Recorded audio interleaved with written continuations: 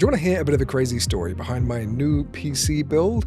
Before I moved house over a month ago, Corsair sent this out to me. This is the Corsair iCUE LINK Titan 360 RX LCD AIO. It's quite a mouthful.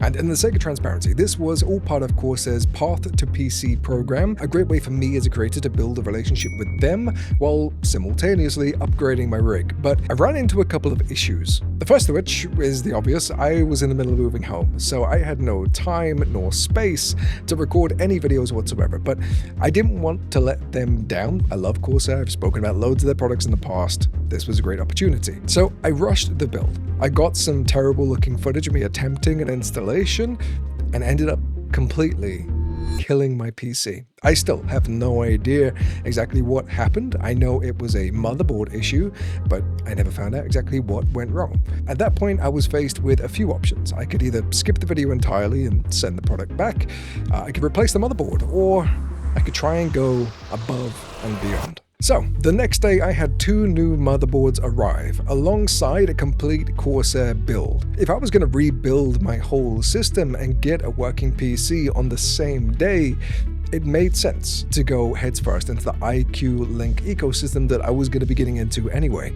So here's the build. The frame 4000D, a modular mid-tower ATX case. The Asus ROG Strix B550F replaced the old motherboard. The other one was defective as well, so I've just got bad luck with motherboards, I think, at this point. And we're going to be sticking with my original Ryzen 9 3900X 12-core CPU with the RTX 5070 Ti I purchased early last year. And of course, 32GB of DDR4 RAM. Then of course we have all of Corsair's groundbreaking iCUE elements, the Titan 360 AIO, fitted and customized inside the frame 4000D alongside three additional 120mm iCUE LINK RX120 fans at the front of the build for intake and a single iCUE LINK QX120 at the back as an exhaust, with the radiator mounted at the top of the build. I also installed two new USB PCIe expansion cards, one for dual USB-C 3.2 inputs and another 7-port, two of which are USB-C and the other 5 are USB-A, just because I have so many Stream Decks and devices I'd need plugged in all at once.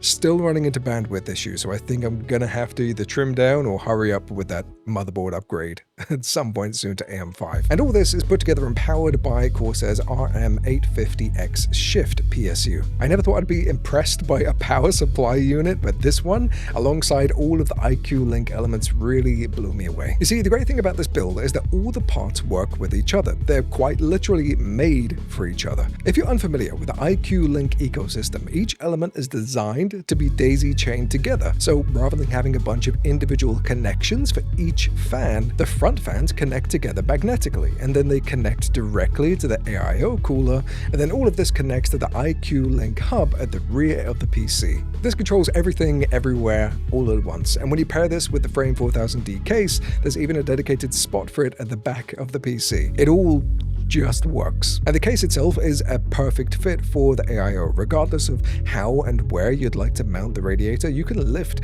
the top panel of the case to mount it easily, with mounting points ready for you for this specific rad. So naturally, there are going to be links to everything down below, and if anything here looks good to you and you're interested in it, please go and check them out. Every purchase helps support the channel through affiliate links. I'm sure you know how they work by now, but it is worth saying that this whole build just works so well together. And full disclosure, I paid for everything here besides the cooler myself. I have no obligation to gas this up if I think that there are even just one element of this that is kind of naff. But that isn't to discredit Corsair in any way, shape or form. They have been amazing partners so far and they've helped me along the way. My previous PC build before this was only my second or third build I had ever put together, and troubleshooting where all the headers went and downloading a new application for every single element that had an RGB on it was incredibly tedious. This was built in under an hour, and I was even able to get my daughter to come in and help me mount the radiator to the top because everything was just ready to go. So the cooler itself is awesome.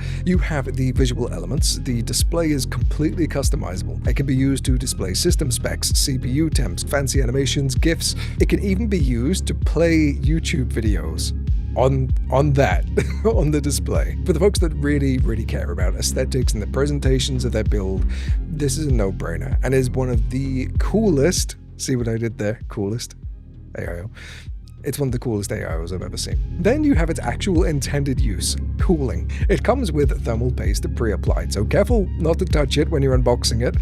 Who would do that?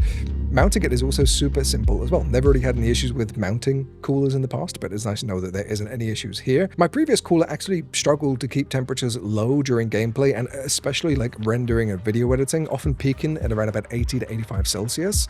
And the previous cooler was actually more expensive than this. I'm not going to mention any names, but with the Titan installed, and of course the upgraded airflow throughout the PC thanks to the new fans, even when we're playing Cyberpunk 2077 in 4K, we're able to keep temps between 60 and 75. When we're rendering and utilizing the CPU for video editing and things like that, it does go a little bit higher, but it's nothing to be concerned about, and all the temps across the board were noticeably better than anything I'd experienced previously. I'm not going to give you a bunch of charts because, quite frankly, I didn't take a bunch of measurements beforehand, but I know that I had a lot of issues before, and I haven't had one since installing this.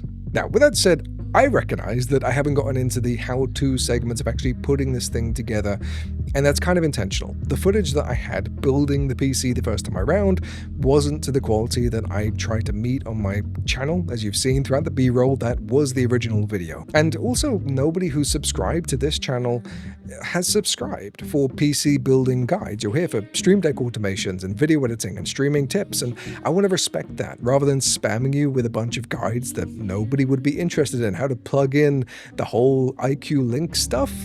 That's something that's already out there, and it's probably been done better with more information than I would be able to give in this video. With that said, Corsair have been kind enough to hook me up with this, so I want to speak about it. And it's something that I think is really cool, and that's what I do here. I share cool tech that I find. And I'm actually going to be building an entirely new streaming PC built from the ground up over the next couple of months. So I'd like to use this video as a way to kind of gauge the interest from you from a casual builder's perspective, rather than somebody who stares at spreadsheets of micro adjustments to get the extra 1 to 2% from the machine. So that's it for my story on how I nearly destroyed my PC, wrecked my relationship with Corsair, and then tried to fix it by making something bigger and better and more powerful than ever before. So thank you to Corsair for hooking me up with the Titan 360 RX AIO. I hope I nailed that, and for supporting the channel, and just for being patient while I put this video together. If you like this build, any individual part, the power supply unit, the AIO, the fans, there's links down below to absolutely everything. They are affiliate links and they help support everything we do on the channel, and it also shows Corsair that they should continue supporting little things like this. I really want to make more videos on this kind of stuff. Even the Shift PSU deserves an entire video by itself because of how modular it is and how much of an innovation it is compared to other power supply units, and little things that you guys would love, like integrating the Xeneon Edge, this little display here, into the case itself, because the case was made with the Xeneon Edge in mind. I love you faces. Thank you so much for watching today's video. You're amazing and beautiful, and I'll catch you in the next one.